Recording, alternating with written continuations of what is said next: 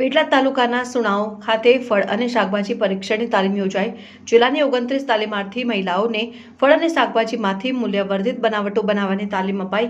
આણંદના નાયબ બાગાયત નિયામક શ્રીની કચેરી દ્વારા પેટલાદ તાલુકાના સુણાવ ગામે કુપોષણ અને મહિલા સશક્તિકરણના હેતુથી 2 દિવસીય ફળ અને શાકભાજી પરીક્ષણ અંગે મહિલા વૃત્તિકા તાલીમ કરવામાં આવી હતી। આ યોજના હેઠળ કુલ 29 તાલીમાર્થી વિદ્યાર્થીઓને પ્રતિદિન 250 રૂપિયાના સ્ટાઇપેન્ડ સાથે તાલીમ આપવામાં આવી હતી।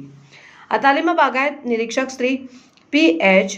શિયાળિયા દ્વારા તાલીમાર્થી મહિલાઓને વિવિધ વાનગીઓ જેમ કે મિક્સ શાકભાજીનું અથાણું, ટામેટાનો સોસ, ગ્રીન ચીલી સોસ, ગુલકંદ, મિક્સ ફ્રૂટનો જામ, આદુ લીંબુ ફુદીનાનું સ્વોશ, ટોપરાના લાડુ, ગુલાબનું શરબત, મિક્સ ફ્રૂટની ચટણી, આદુ લસણની પેસ્ટ વગેરે જેવી વિવિધ બનાવટો શીખવાડવામાં આવી છે। આ તકે તાલીમાર્થીઓએ પોતાના પ્રતિભાવોમાં ખાણીપીણી પ્રત્યે લોકોમાં જાગૃતિ આવે તે અર્થે આ પ્રકારની તાલીમ સ્થળાંતરે યોજવી જોઈએ તેમ જણાવ્યું।